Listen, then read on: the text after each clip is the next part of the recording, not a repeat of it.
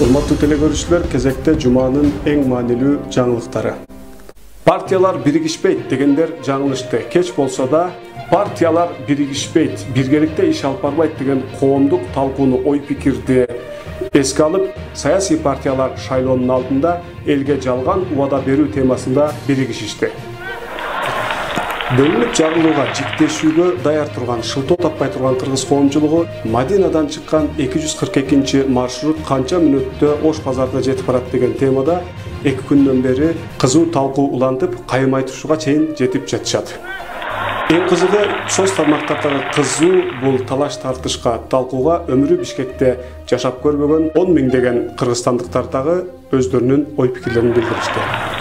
Кайым айтышууда миңдеген кишилердин көңүлдөрү жараланып, ондогон кишилердин тили сынды.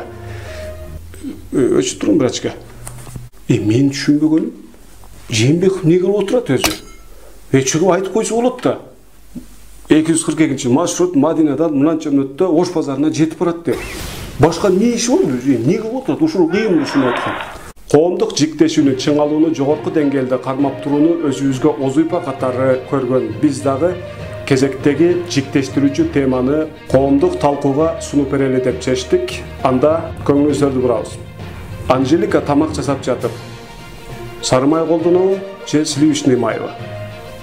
Соц тармактарда жеген тамагынын сүрөтүн бөлүшүү жаңы рекордтук көрсөткүчкө жетти. Бул болсо кыргыз иденттүүлүгү дагы деле болсо жоголбойт экен деген жакшы жаңы түшүнүктөрдү берди. Анткени кыргыздар эскиден жеген тамагын бөлүшсө, азыр жок дегенде сүрөтүнү бөлүшүп жатышат. Кезек саясий жаңылыктарда саясий мааниде жакшы кубандырган жаңылыктар бар. Бүгүн бизде конокто 2 чоң саясий партиянын лидери урушпастан, талашпастан, интрига кылбастан, демагогия кылбастан келип, эркин түрдө маектешишет. Анда меймандарыбызды күтөлү.